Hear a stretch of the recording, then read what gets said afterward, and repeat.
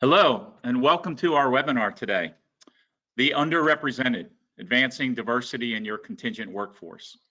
Please allow me to take a moment as we start to introduce our panelists.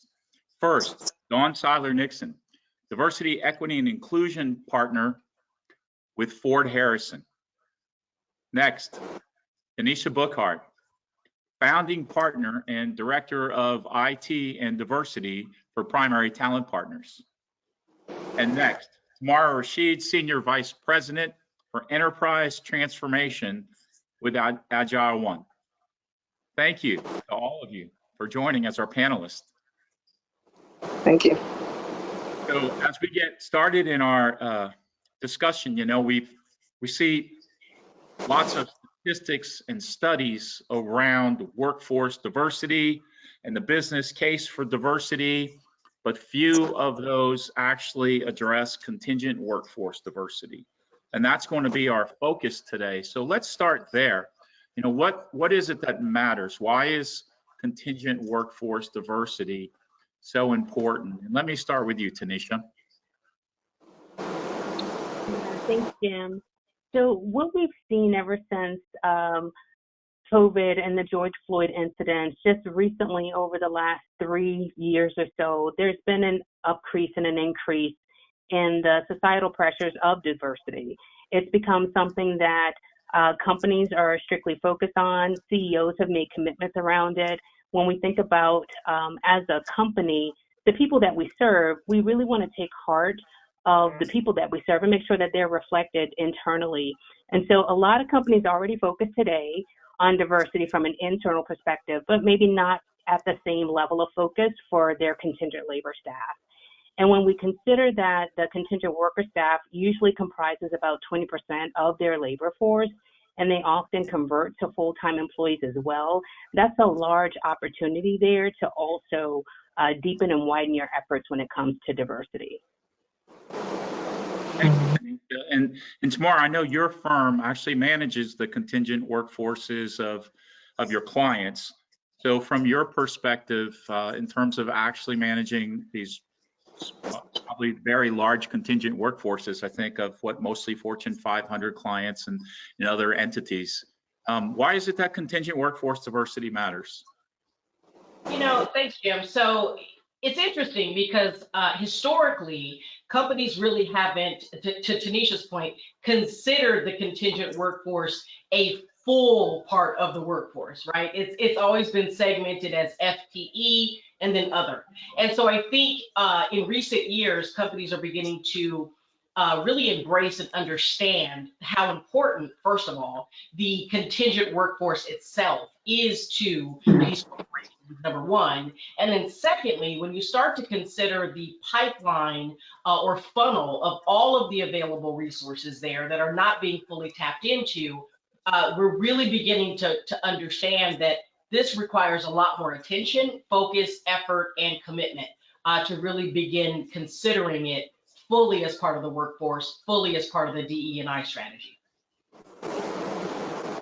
And Dawn, there are differences between the full-time workforce and the contingent workforce in terms of employers' legal responsibilities, right, and tracking of diversity demographics and things like that.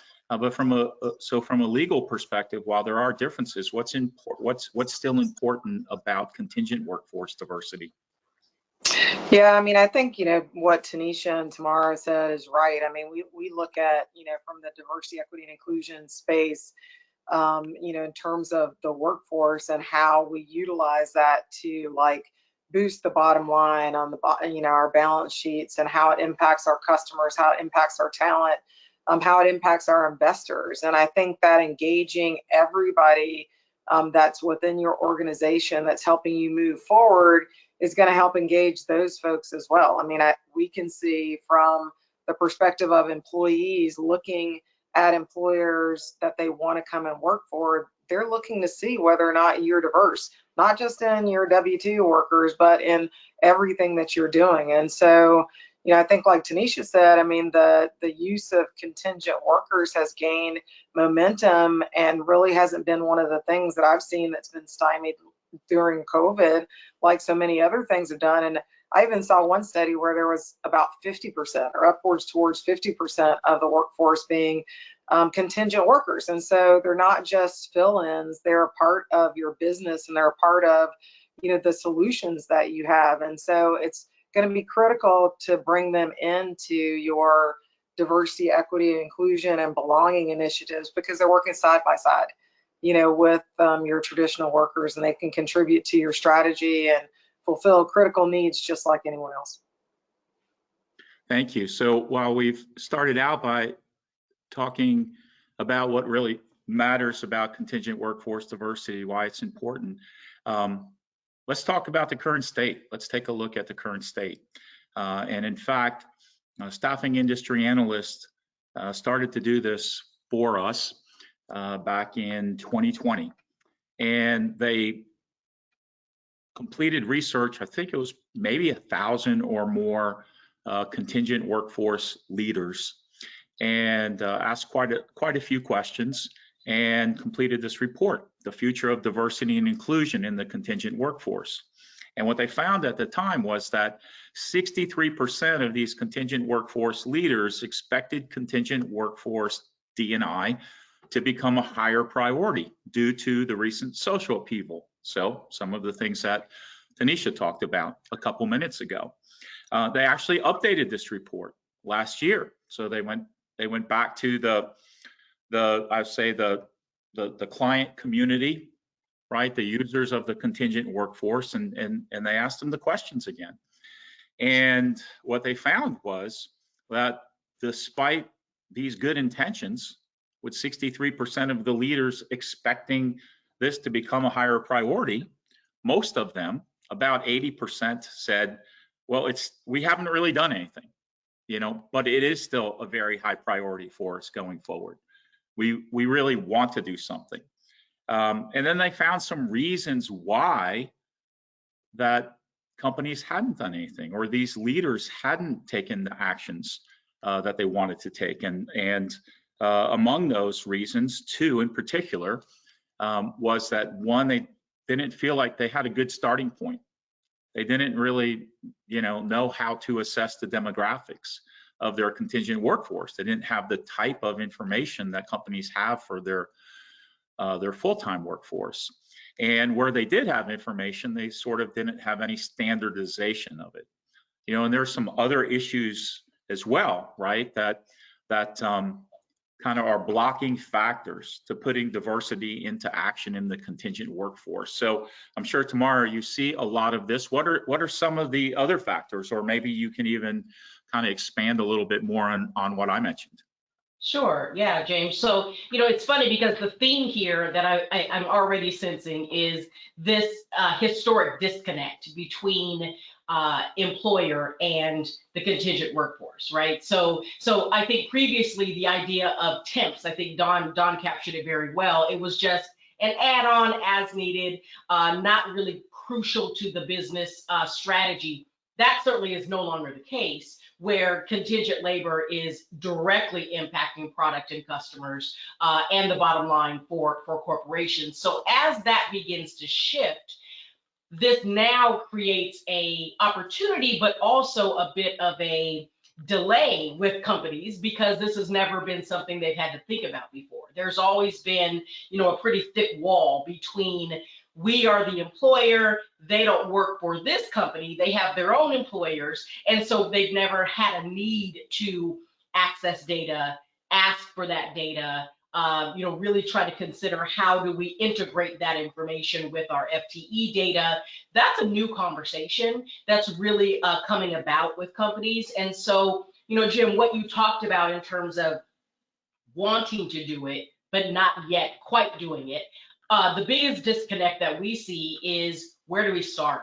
It really is a big question for a lot of companies. And so, you know, if you have an MSP provider, I will plug for AgileOne, of course, but there are others out there that we partner with as well. An MSP partner can assist a company with really interacting with the staffing suppliers, who, by the way, are the employer of record for the contingent workers, to begin collecting that data. But before that begins, there have to be some common practices put in place, common definitions. What are we going to collect? When are we going to collect it? In what way are we going to collect it? And then we also have to be mindful that the company is still not the employer of record. So we have to be mindful of protecting the contingent workers' privacy at the same time. And so these are all new concerns, if you will, for human resources departments, talent acquisition teams. How do we go about getting started? My recommendation first would be to partner with an MSP provider who obviously has access to all of those staffing suppliers, who then have access to all of the contingent worker data. And really being able to create a strategy for collecting that data, but again, being mindful of personal identifying information and things of the like. The other barrier that I believe exists besides where do we start and how do we begin is who owns this. Really identifying a internal stakeholder group that is responsible for this activity. Companies, again, have never had to ask themselves that question. And so really sitting down at the table and having a strategic conversation about how are we going to manage it, who is going to own that activity, and what do those deliverables and milestones look like. Again, an MSP provider is probably your best bet in getting started because they are in the business of contingent workers, contingent labor. They have access to the suppliers who have access to the data. That is probably your best place to start and would save you a lot of time in being able to dig and try to figure it out on your own. Yeah, I think that seems like pretty sound advice, that this isn't necessarily a do-it-yourself task. You know, there haven't been college programs, right, about how to advance diversity in the contingent workforce. There haven't even really been college programs until recently just about diversity roles in general in companies. And then there are all sorts of complexities, I think, when we bring the contingent workforce in. I think, Tamara, I don't know that you specifically mentioned this, maybe you did, but you know, there are concerns about co-employment that come in, right? And there are just always sensitivities about, can I do this or can I not do this, regardless of what it is. And now you bring in some things, you bring in the conversation about diversity, and people have a lot of fear, right? Like, I could say or do the wrong thing. So what do you think about that, Dawn? Yeah. And I think you're on mute. It has to happen. It has to happen in every meeting and webinar, right? I did it first, so hopefully nobody else will do it now. You know, I think that it's super challenging for employers, you know, when they're trying to gather all of this information, like Tamara was saying. You know, one of the things we were talking about before is some employers have to report, you know, on EEO1s. They have to do some federal reporting, you know, of their employees, you know, that they have, that they need to report on. And you can use that data and that information, you know, to inform your diversity, equity, and inclusion efforts as well. But, you know, it's very challenging when you don't have all of the information for you to give yourself a very clear picture of who are the workers that are within my employ, or if they're changing over time, how am I going to fully evaluate, you know, that information, you know, as I go forward. And, you know, I want to be clear with the, you know, sort of the EEO1 process. I mean, that's not a process that every employer has to go through. It's only for, you know, employers that have at least 100 employees, and then federal contractors that have at least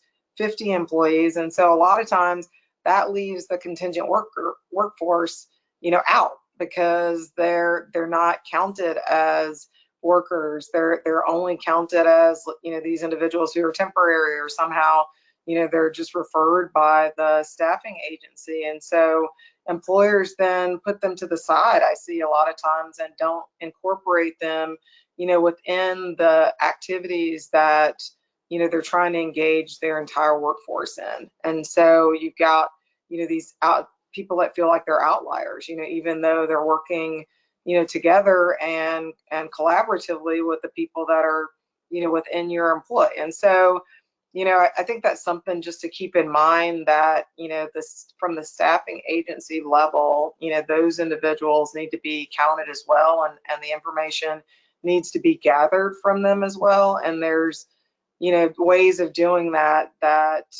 ensure that you're not violating the law, right? I mean, you can capture that information and that data after the employee has, been employed. You don't want to collect that information, before they're actually an employee. And so some of those nuanced issues, I think that you need to partner with an employment law expert or somebody that's an expert in that area before you start capturing that data, and then making sure that as you're capturing that data, we have policies and procedures in place to make sure that it's kept confidential, and make sure that that information is encrypted and only certain people have access to it. And we can talk more about that. And we're going to talk a little bit more about that in a bit. And I think good advice as well, right? That you need legal expertise in this area.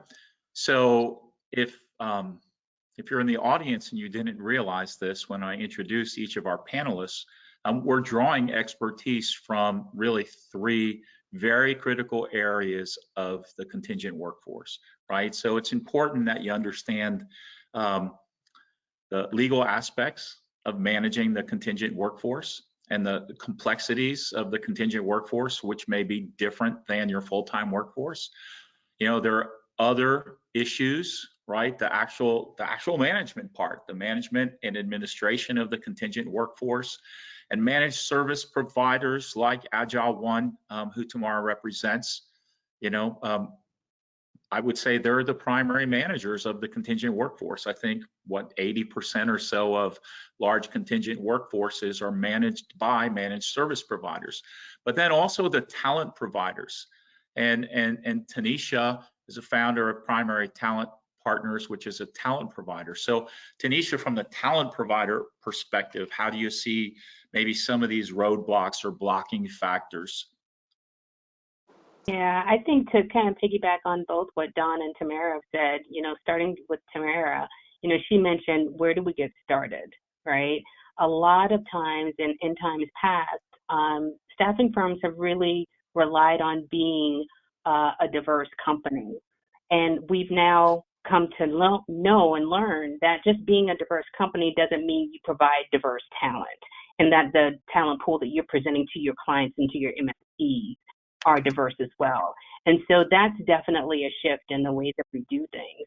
And then when we're trying to collect this EEOC data, there is a sensitivity around it. Not many people want to provide it. When we think about diversity in general, I think a lot of people have been a little concerned and hesitant to provide that data, or even self-identify throughout the process and even afterwards, just because of the fear of discrimination.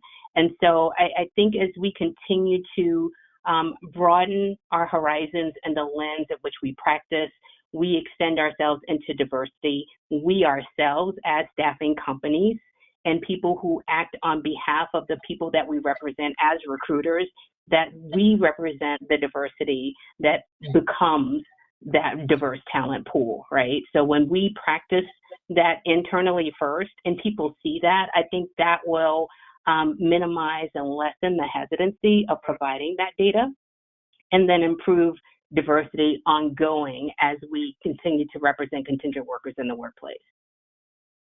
Well, agreed. Thank you.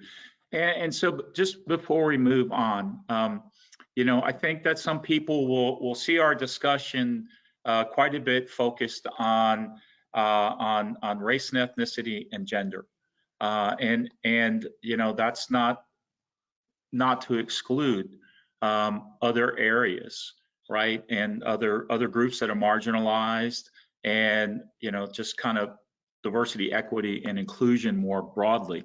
But Dawn, I think part of this is sort of even driven by the governance model that the EEOC gives us today, right? So could you kind of just speak to that a little bit in terms of where there is kind of governance over data collection and reporting, right, for the full-time workforce, Mhm. but how our discussion, really applies to the community at large. Yeah, I mean, I talked, a little bit about that, but I do think that it's important to understand, this whole idea of data collection through the EEO-1 that's required, particularly of employers that have at least 100 employees, or for the government, those individuals that have, or those companies that have 50 employees. And the EEO-1 really is a report that the government requires for companies to provide, that has ethnicity, job categories, race, and gender. And they're required to provide that on an annual basis to the EEOC and through the U.S. Department of Labor every year, identifying these employees, right? And so for purposes of the EEO-1, an employee generally means that W-2 worker. It's not someone who is hired on a temporary basis, or hired, referred from a staffing agency.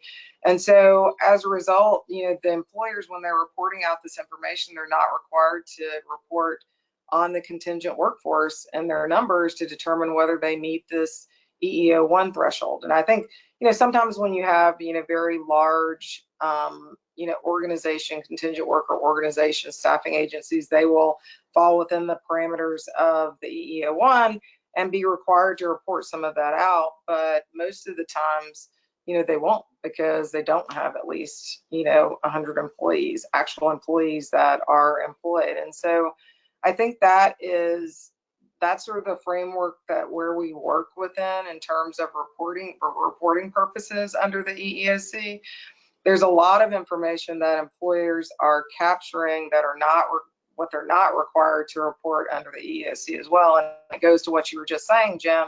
It goes beyond race and gender and ethnicity. We have some employers that are capturing the LGBTQIA, employers that are capturing disability, religion. All of those things are covered under EEO laws, under Title VII, we call it.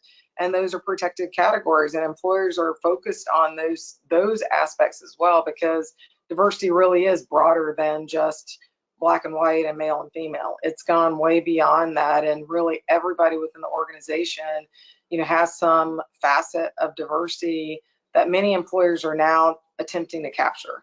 And I think, like Tinisha and Tamara said, that information has to be captured in a way and in a manner that people feel safe in sharing it. Because if we don't have those policies in place for data collection, then we're not going to get the information that we need to make the decisions on. Right.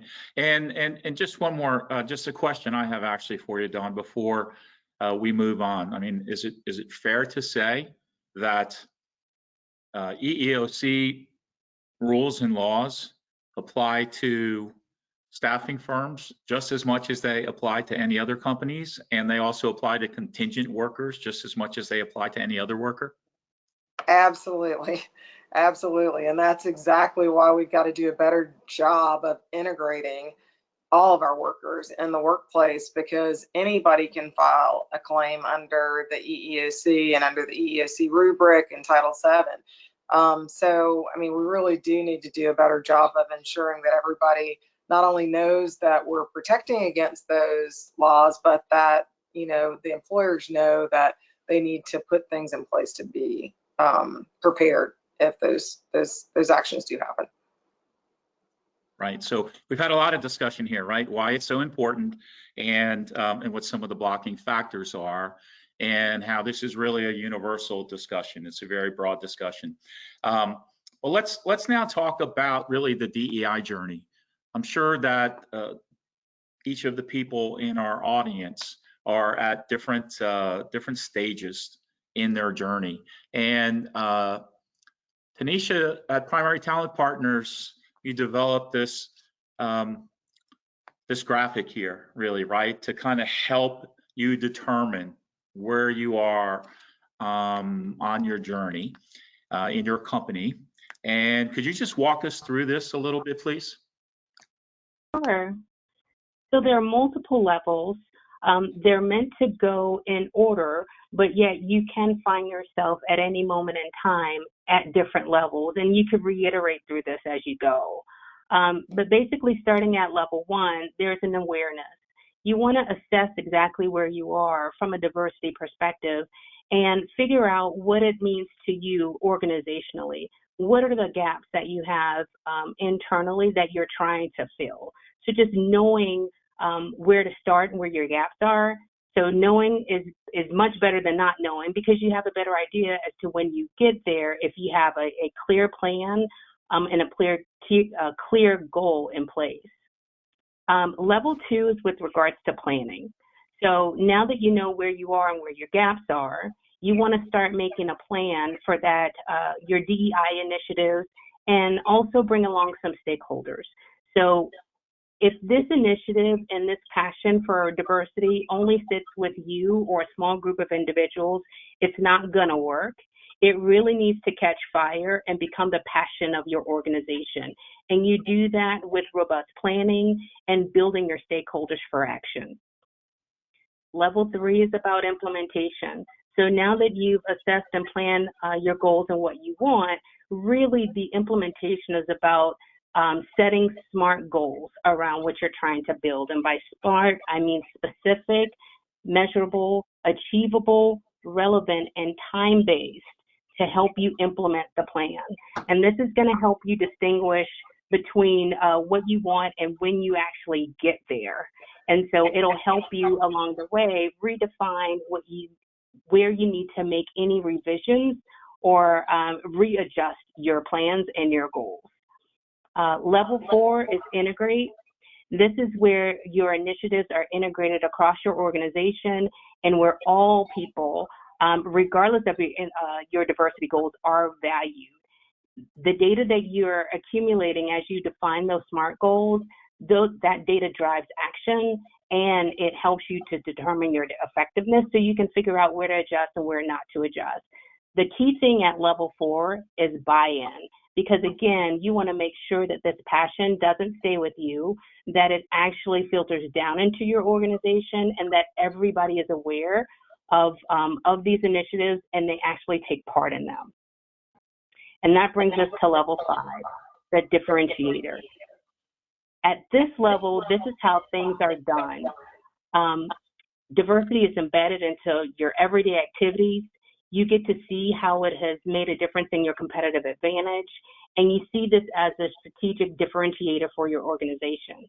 The thing that I like to say at level 5 is really diversity has become who you are and not what you do.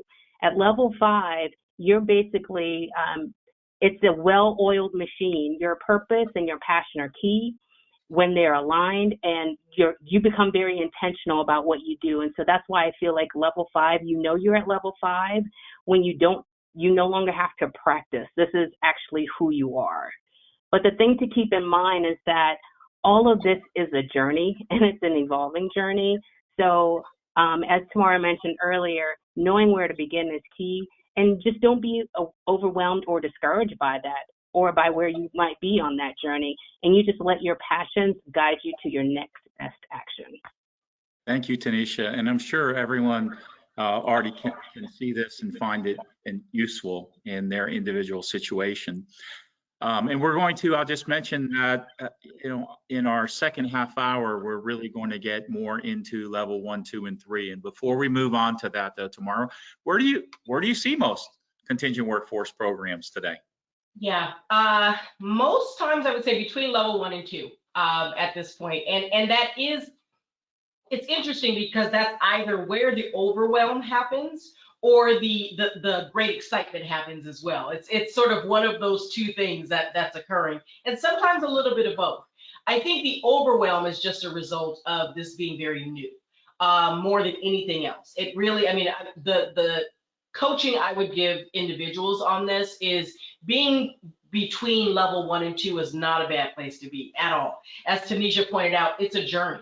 Really what's most important is getting started. And so if level 1 is where you are, great. There's nothing bad about being at level one. It might be a little unfamiliar to have some of these conversations, but it's unfamiliar for everyone right now. So the majority of companies that we interact with and have engaged in this DEI journey conversation with, I would definitely say sit squarely between level 1 and 2, more so on the one side. Mm-hmm.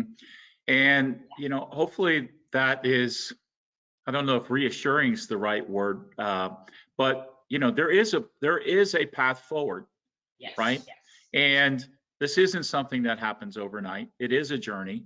And for people that have been in, you know, kind of the workforce ecosystem for a long period of time, whether they're on the client side or the supplier side or the provider side, like, you know, they've seen the supplier diversity journey, right? And people have seen in large companies the kind of the workforce diversity journey for their full-time workforce, right? And so, you know, there is a journey, and I think, you know, in a way, this is a really nice path that you've laid out here, Tinisha. So let's move on and let's talk about level 1.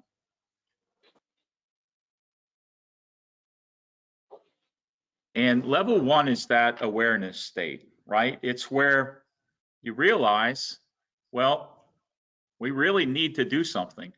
And I think that's what staffing industry analyst research found out a couple years ago.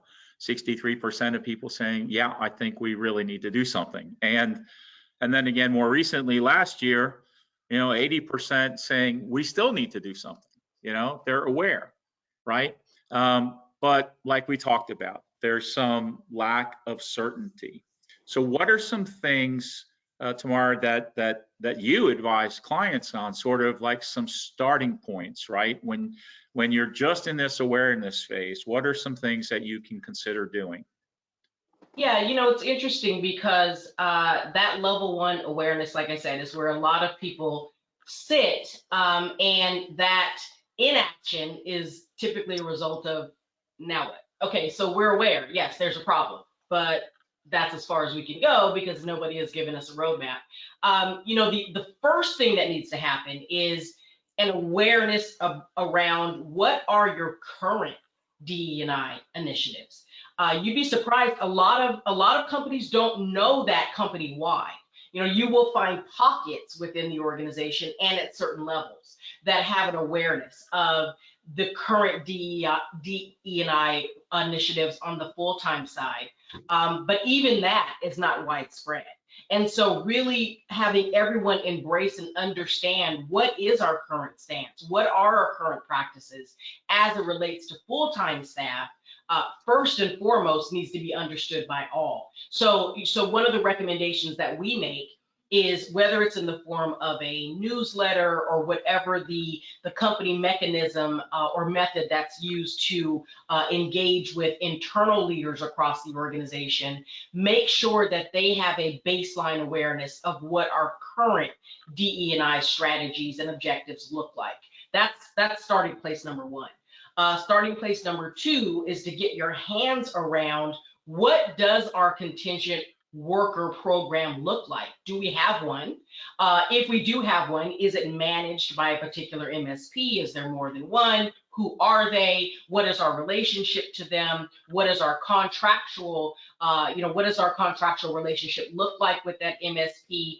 Do we have a point of contact that we have a relationship with and can engage with?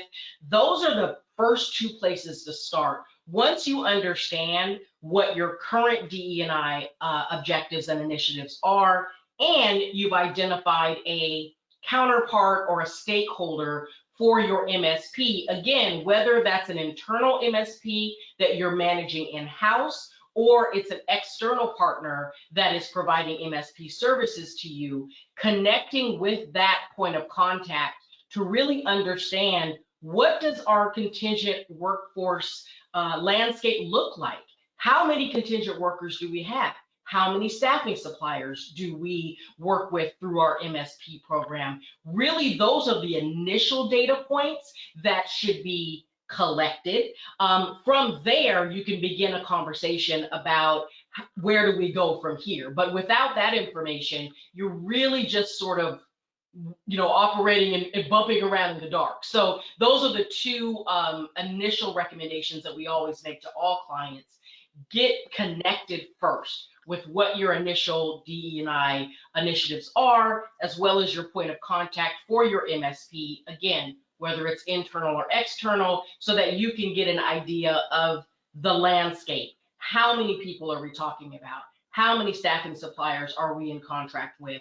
And your MSP can provide all that information to you. At least you have a baseline idea of what your demographics look like from a number standpoint, and then you could begin to dig into the data collection efforts.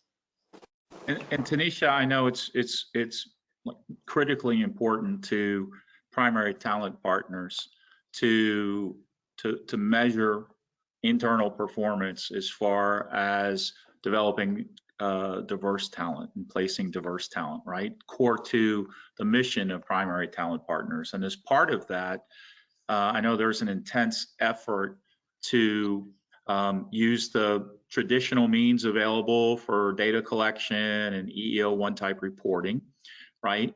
And in addition to that, that you get third-party verification of your data. And so you're actually able to, present. In fact, I think not only able to, but I think want to present your workforce demographics to Tamara, to the MSP, to the client, right? To help them be aware, really. So tell us a little bit about that. Well, and to kind of back up a little bit, when we talk about awareness, there were things that we had to do initially to get us to that point, right? So we had to, so when we talk about your passion and intentionality, your why is very important. When your why is important, then what you do and how you do it, you push through and you work through whatever barriers that you come across. And so for us, when we think about this from a staffing perspective, we want to be able to provide diverse talent. Primary talent partners, our why and our focus has been on increasing Black STEM worker representation. And our why behind that is because of my experience in the IT sector over 20 plus years, really haven't seen the number of Black talent in that sector, in that industry, change over the last 20 years. And so that's why we focused on that. So from our initial steps perspective, we identified a gap, and we put all the plans and parts and places in place and pieces in place to solve that gap. And so some of the steps that we took, again, we started internally. We looked at ourselves with respect to recruiters. We made sure that we hired a diverse set of recruiters to help attract diverse talent. With those recruiters, we've also been intentional about training. We make sure that we train them in diversity certification at onboarding so that they understand how to interact with that diverse talent. And then from there on, we also developed other pillar programs to attract diverse talent. One of the things that we've been able to do is to build partnerships with historically Black colleges and universities, provide scholarships, perform mentorships, offer those students internships, all of the things. And the goal around that program was to help remove the barriers that Black college students face to help increase their matriculation, because we know that their dropout rate is a lot higher than non-Blacks. And then also by allowing those students to matriculate and graduate with degrees in STEM, that all by itself contributes to our core cause of increasing Black worker representation in the workforce. So, when we looked at it initially, we really started with that intentionality behind what was the problem we wanted to solve, and then taking just individual step-by-step pieces and step-by-step plans on trying to eliminate that and mitigate that. And based on what you were sharing in terms of performance, just to bring it all full circle, what we found is that, because our clients see what we're doing, candidates see what we're doing, the people in the general workforce see what we're doing, we're naturally able to attract talent that we weren't even searching for. So while we may use the same or similar avenues that everyone else is doing to attract and find talent, talent is actually now attracted to us. And so that makes our job a lot easier. So when we talk about performance and improvement, that is what we've been able to bring to our MSP partners and our end clients. They see an increase in our performance because we're able to deliver because of that diverse talent pool, and because of that diverse talent base, it increases our performance.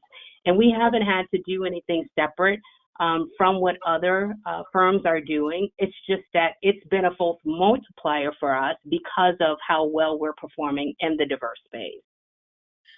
So thank you, Tinisha. And Tamara, just before I go to Dawn, I can imagine that from your perspective, you hear a lot of staffing firms tell you they can bring diverse talent, right, to you and your client. But now when you hear from Tinisha, you know, with substantive programs, right, an investment, a commitment, dedication to it, and you can see it all the way through, sort of from their why to what they're actually doing in terms of developing diverse talent. So I'm sure that's meaningful to you. Extremely meaningful, and it's meaningful to the end client as well. You know, because it supports their diversity initiatives. There are companies that are diverse themselves, which is great in itself. But when you talk about recruiting diverse pools of contingent laborers, that's not a given, right? So again, that partnership with your MSP, we have a partnership with Primary Talent Partners, and so, you know, being able to know with assurance and reassure the client that this is not just a diverse supplier, but this diversity supplier has a significant funnel of diverse candidates across multiple categories, skills, experience levels, et cetera, and being able to show the evidence of that is something that not a lot of companies are able to do today, but those that can, it's extremely meaningful for MSPs and for the end client. And Dawn, from a legal perspective, I assume this means something too, right? Because the end client does have some co-employment responsibilities and issues, and you know, diversity fits right into it, doesn't it? It does. I mean, it definitely does. I mean, you from the end client's perspective, I think that we look at, you know, trying to recruit a diverse group of individuals, sort of like Tinisha and Tamara were talking about. And, you know, at this level 1, level 2 area, I see employers most often just trying to bring people in, right? I mean, they're trying to get diverse individuals, you know, in the workplace. And I think they get into a lot of trouble with that because oftentimes they go out to, you know, their partners like, you know, Tamara and Tinisha and say, I want a, you know, Asian female, or I want a black male in these positions, and that's really something they can't do. I mean, employers are really prohibited from hiring a candidate or making any kind of employment related decision based on that candidate's demographics, their race or their gender or their age or something else that's protected by law. And so when I talk to employers about that, you know, you need to be looking for the best candidate, and they say, well, let me push that out to my staffing company. Well, they can't push the liability to someone else either. So for example, if the end employer wants, you know, a particular demographic of someone for a position, they can't tell the staffing firm or recruiter, you know, I want this black female for this position that I'm trying to fill, because that's going to be discrimination under the law. You can't direct your managers to hire diverse candidates, for example. You should try to avoid at all costs hiring decisions or making hiring decisions based on quotas. And I think somebody brought up, you know, what's been happening since George Floyd's murder.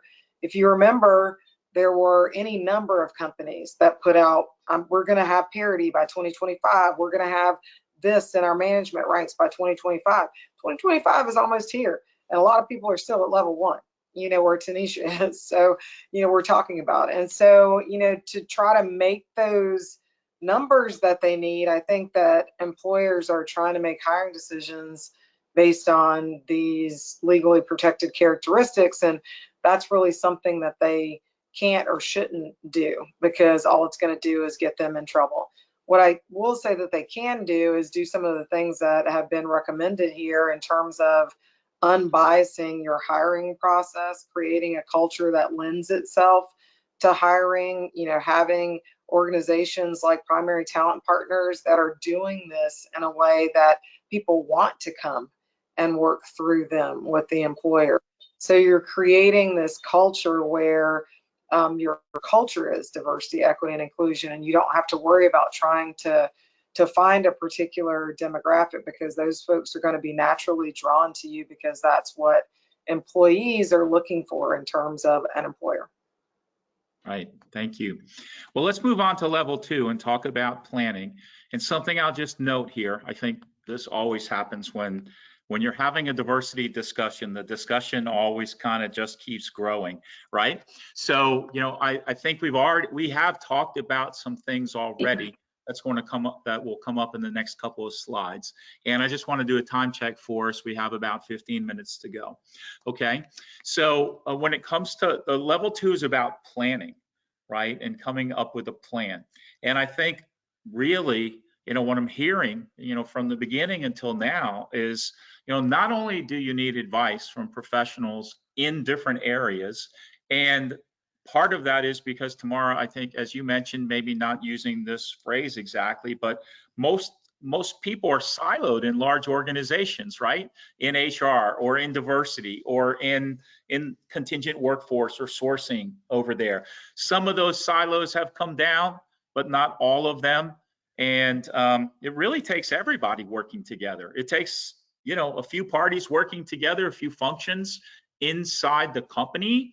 And I think just like all the people on the panel here, right? Key people in different professional areas. But from a planning perspective, I know one of the things, so we talked about there has to be some type of assessment. And while we, maybe I won't engage everyone in that discussion about a type of assessment, and maybe that might be a future webinar, but there are ways to assess the demographics of your contingent workforce. And I would say, get with your MSP if you have one, right? Get with Tamara if you don't have one. Ask Dawn about what you can do or not do. Ask Tinisha about what's been done at Primary Talent Partners, about their contingent workforce and how they use traditional means and how they use other means, new technology for doing that. But there are ways to do that. So let's assume we've got some kind of starting point, right? And we've taken into account what you talked about, Tamara. Hey, Tamara, what are the initiatives that are already going on in the enterprise? Maybe they're just on the full-time workforce side, but maybe how can we mirror those on the contingent workforce side, right? But I think one of the things in the contingent workforce that's different is you have all of these staffing firms. And so you have to have a plan for that. That's a big part of the plan, right? How you vet your current firms, how you think about whether or not, you're going to vet new firms. Maybe you need some, to make some changes. Speak to that for us, please, Tamara. That's a big part of any successful MSP program. Again, whether it's internal or external, one of the first things that should happen in any MSP program is the vetting process of your supply base. What we are finding is, I think this probably happened a few years ago, where suppliers, there were too many suppliers brought into a lot of companies. And so it was a bit of an overkill. I think the idea was the more suppliers, the more talent will be set, right? But now what a lot of companies are finding is they have a ton of suppliers. Maybe their hiring has slowed. It may have increased, but now in some cases, they don't have any close relationships with those suppliers because there's so many of them. And so in that instance, it really is your MSP's job to work with you to optimize the supply base. Optimization means a lot of different things that we don't have the time to go into today. But at the end of the day, really what it means is, do we have the supply base that we need in order to support our business? Also, with regards to this conversation, do we have the right supply base to support our DE&I initiatives? So that's an entirely different question that companies haven't necessarily asked themselves over the last few years. So it's a new question when it comes to optimizing and vetting the supply base. So you're almost taking a couple of steps backward to take a look at your existing supply base and making some decisions about whether or not the supply base of yesterday is the supply base for us of tomorrow.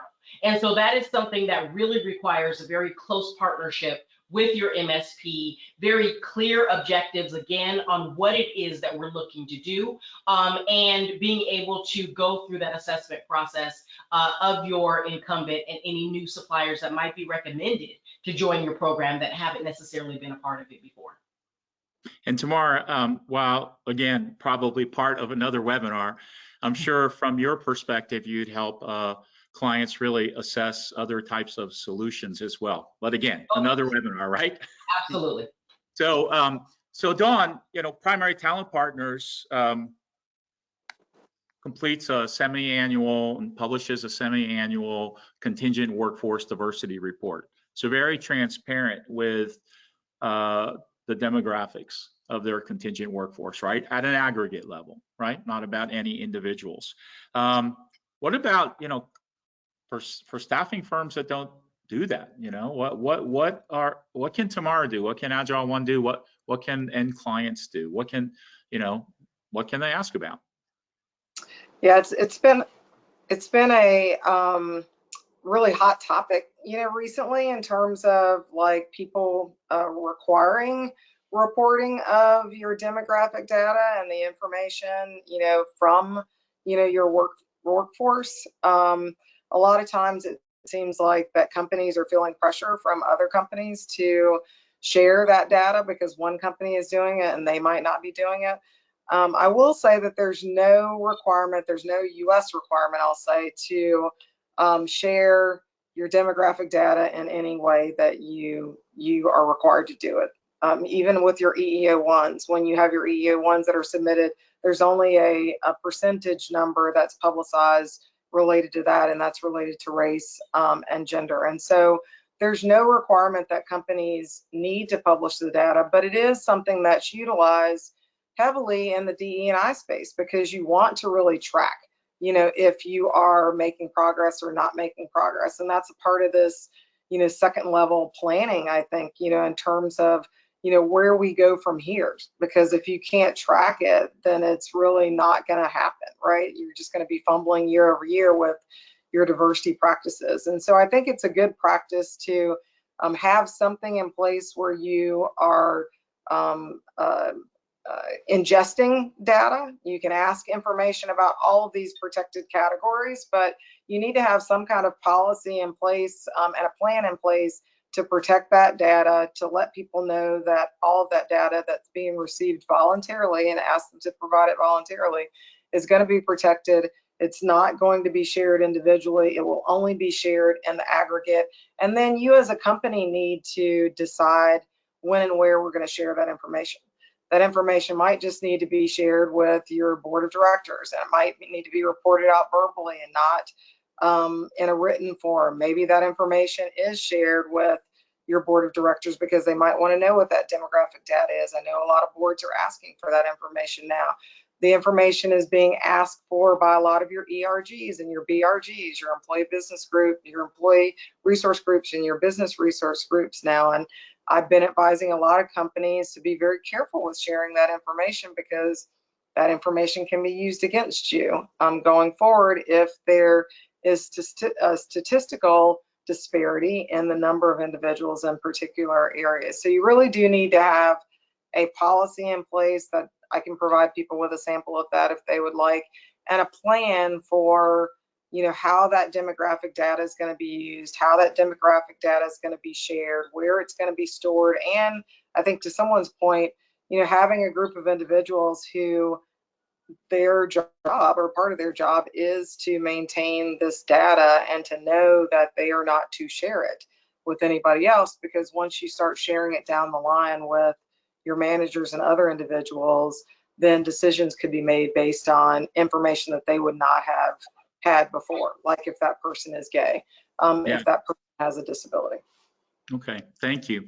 So we're going to move on and talk about implementation. I'm going to give us another time check, right? About 5 minutes or so. Let the audience know that if you've asked questions, so first of all, the webinar is recorded. We're going to distribute the recording, and we'll also take care of the questions in the Q&A that gets distributed. But in the remaining few minutes that we have, I'm going to ask you, Tamara, to just quickly speak about kind of implementation, right? And then Tinisha, I'm going to have you talk about some actual outcomes, right? And Dawn, then you can close us. All right. So tomorrow, once you have implementation, right? So you've done an assessment, you've done some type of plan according to your gaps or your goals. Just kind of really quickly, right? What do you do then? Yeah, implementation, I mean, it's the implementation itself is not simple, but I would say the goal of the implementation is simple. It's really about measurement. Once everybody is aligned, you're on the same page, your suppliers understand what's happening, all of the company stakeholders understand what's happening, everybody's on the same page. It's about that measurement. What are the goals that we're measuring? How close or how far are we from them? And how do we measure our progress as we go forward? That really is the simplest way to describe what should be happening at this stage. And we haven't talked about this, but I know that I hear it, right? So, diversity is important. It's critical. Different companies, I think, have different views, whether it's a mandate or not a mandate. But performance still matters too, right? You have to be a performer in a contingent workforce program as a staffing firm. Yes. So let's take that into account and let's actually look at some outcomes. And Tinisha, we pulled some information from Primary Talent Partners, right, that works with Tamara and AgileOne and other large MSPs and their clients. And first of all, like we talked about, I mean, everybody still wants staffing performance. So we're looking here at a few different industries: technology, financial services, I think pharmaceuticals, and we see this really high level of staffing performance. And I think sometimes people, would want to know, well, what's driving that? And I think as we look at the diversity numbers, diversity is at least driving the staffing performance to some extent, right? Primary Talent Partners, depending upon the statistics that you look at for a national average, of course, there are different ones out there, but Primary Talent Partners is placing 3 times the Black STEM talent, right, as a national average. 1.75 times the Latinx STEM talent, 1.5 times the female STEM talent. I think for all the reasons that you talked about. But can you just speak to this briefly? Sure. And Jim, I think what we're seeing here on this slide is something that I've heard you share before, is that when you open the door for one, you really open it for all. And so that's why we're seeing the success that we're seeing, because while I shared earlier that our focus, our diversity focus has really been primarily around increasing Black STEM worker representation, you see these other categories that we weren't necessarily focused on, but by focusing on the one, we've improved others as well because of that additional talent that's naturally attracted to us, because they perceive there is no bias. And so they are naturally attracted to what we're doing in our job recs, and our performance now shows it. So as you see these outcomes, with AgileOne, we are one of the top performers. We've been awarded awards 2 years in a row with AgileOne with respect to our performance, not just from a diversity perspective, but from a staffing supplier perspective. And then you see the different labor categories that we support. We compete with the largest staffing companies out there, and some that are even larger than we are, but we have just been able to perform at such a level because of our commitment to diversity and the way that we centralize our recruiting model here locally and onshore. We're very nimble and flexible in terms of being able to provide that individual support to our clients to make sure that we can supply all of their needs from a staffing perspective, no matter how niche a particular job requirement might be. Thank you, Tinisha. Thank you to all of the panelists. We're about ready to close, and I just want to let everyone on the call know that, in fact, on the next slide, you'll see my email address. You're welcome to reach out to me. We're going to be following up with the video the recording, I should say, a Q&A document. You can access all of our panelists. And so, Dawn, I'll let you give us our closing comments, please. Yeah, I would only say, that DE&I or DE&I and B is about everyone. At its core, it's really about creating a sense of belonging, so that everyone feels like they're a part of a whole. And I think we get stuck on these labels, in terms of you're a contingent worker, you're FTE. I think that we need to really forget about, those labels and look at the multiple dimensions of diversity that we all have and that we all bring to the table. And when we can, tear down those barriers is really when we're going to get to that end, that fifth level that Tinisha was talking about. Well, thank you, Dawn. Thank you, Tamara. Thank you, Tinisha. Thank you to the audience. Enjoy the rest of your day. Thank you. Thank you. Thank you.